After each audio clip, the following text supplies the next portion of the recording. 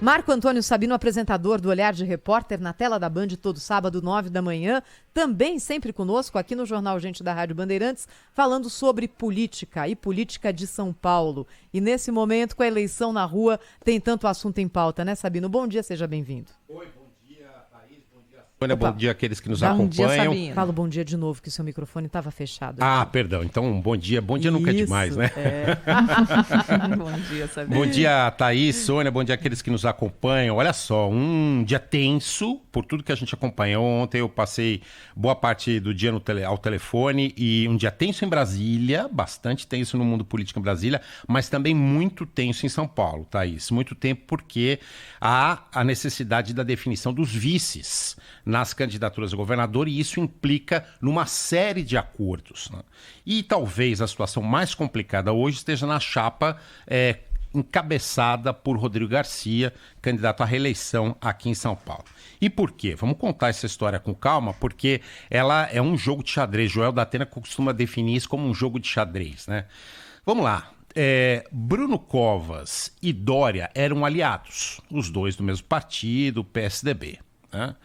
Bruno Covas assinou a filiação de Rodrigo Garcia, inclusive no PSDB. Que é um corpo estranho no partido, né? Ele é muito mais DEM União Brasil do que PSDB, sem dúvida nenhuma, mas é o candidato do partido.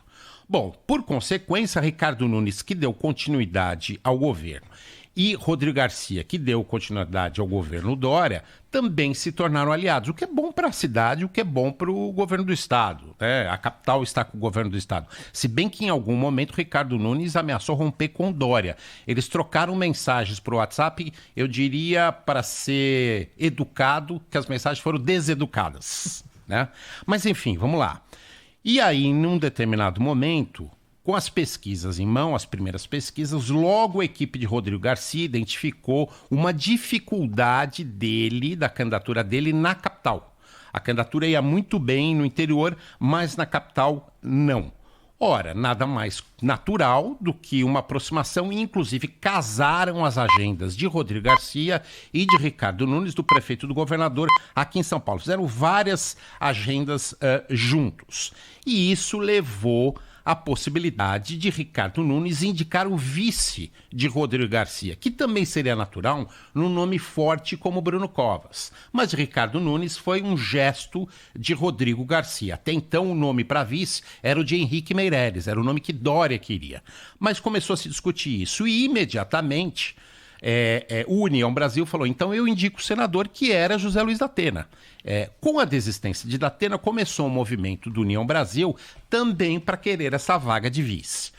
O MDB de Ricardo Nunes indicou de cara, sem pestanejar, o nome de Edson Aparecido, então secretário municipal da saúde, que aliás deixou o MDB no último dia. Ele estava na praia, ligou para Fernando Henrique, ligou para Tasso Gereissati para fazer esse movimento, deixou não só a secretaria, mas o PSDB, do qual ele era fundador, foi para o MDB. E que teve uma alta visibilidade durante a pandemia de Covid. Muita, uma visibilidade boa e reconhecidamente um trabalho importante para a cidade e para o país, aqui do ponto de vista de organização. O nome só se confirma oficialmente, o prazo é 15 de agosto, ou seja, inclusive no debate de domingo, os candidatos podem vir ainda sem definição de vice nem de senador. Mas o que se percebeu nessa movimentação do União Brasil é que nomes foram sendo colocados à mesa, nomes pesados. Então, o nome de, por exemplo, Cláudio Lotenberg, foi cotado para ser vice, o nome do filho do presidente da Câmara Municipal, Milton Leite, e até o nome que ninguém comentou, a imprensa não comentou, de Viviane Sena. Chegou a se conversar e ela só não aceitou por uma questão pessoal, senão teria aceito. E Ricardo Nunes insistindo no nome de Edson Aparecido. Até que ontem, a situação se tensionou demais, porque Rodrigo Garcia teria batido o martelo no nome de um deputado pouco conhecido do União Brasil, chamado Geninho Zuliani. Deputado em primeiro mandato, né, Sabino? Deputado em primeiro mandato e um nome muito ligado historicamente ao próprio Rodrigo Garcia. Foi assessor dele em Brasília. E viu o Bolsonaro escolhendo o vice e falou, vou fazer igual. Alguém que não me dê problema lá na frente. Até porque, vamos lembrar que a gente tem que pensar sempre em nome de vice. Não só só nós, eleitores, mas também os candidatos, por tudo que tem acontecido e com a possibilidade de Rodrigo Garcia, que não pode partir para um segundo mandato, ser candidato a algum outro cargo lá na frente. Ele foi prefeito de Olímpia, Julinha Zuliani, mas, como eu disse, é pouco conhecido e agrega pouco do ponto de vista eleitoral, porque ele é da mesma região em São Paulo do que Rodrigo Garcia. Bom, com isso, gerou esse mal-estar. Ricardo Nunes reagiu, Baleia Rossi reagiu, insistindo que a vaga do acordo feito é do MDB. E o MDB começou a fazer gestos de bastidores, dizendo, então, se for assim... Não sei se estaremos juntos. O MDB falando, lá né, atrás... Sabino? Oi, Sônia, perdão. O MDB falando, né, já complica um pouco mais. Exatamente. Esse tipo, veja bem, não é bem assim. Exatamente. E Ricardo Nunes lá atrás tinha dito, olha, se vocês não apoiarem a Edson Aparecida, eu vou deixar para apoiar o Rodrigo Garcia também aos 45 do segundo tempo. Aliás, Ricardo Nunes que teve na convenção de Rodrigo Garcia no último domingo. E, aliás, Ricardo Nunes que andou tendo encontros com o presidente Jair Bolsonaro, encontros fora da agenda. Inclusive um deles recentemente aconteceu no aeroporto de Congonhas. Os dois conversaram sobre a eleição aqui para São Paulo. Por sua vez, o União Brasil é o partido que tem tempo de televisão, tem dinheiro, né, e que pressiona de alguma forma Rodrigo Garcia para ter o candidato. Nesse imbróglio todo, até o PSDB está falando em ter a candidatura a vice. O fato é que, se a gente for olhar friamente, o União Brasil é o favorito por um motivo muito simples. Tem Milton Leite. Milton Leite é o cacique do partido em São Paulo e tem uma penetração que era só na periferia da Zona Sul, mas agora é na cidade inteira espalhada, muito forte. E eleitoralmente, se Rodrigo Garcia está fraco na capital, precisa desse apoio. Então, essa questão vai ser decidida nos próximos dias, mas promete defecções aí, promete problemas para Rodrigo Garcia. Aliás, o PT também está com problema interno, né? A gente pode aproveitar e falar das outras duas candidaturas ali que estão na frente das pesquisas versus definição de vice em São Paulo. Exatamente. Fernando Haddad também tem dificuldade, o PSOL insiste em ter a candidatura de vice. O candidato Fernando Haddad insiste no nome de Marina Silva, que já disse que não quer, que vai ser candidata a deputada, e ao que tudo indica, será uma candidata, será uma mulher do PSB, ao que tudo indica. Ontem esse era o cenário.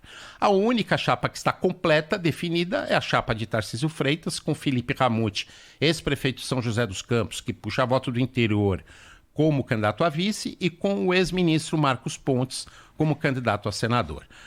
Mas reitero, viu, Thaís, só 15 de agosto é que a gente vai ter a batida do martelo para definição desse quadro bastante complicado.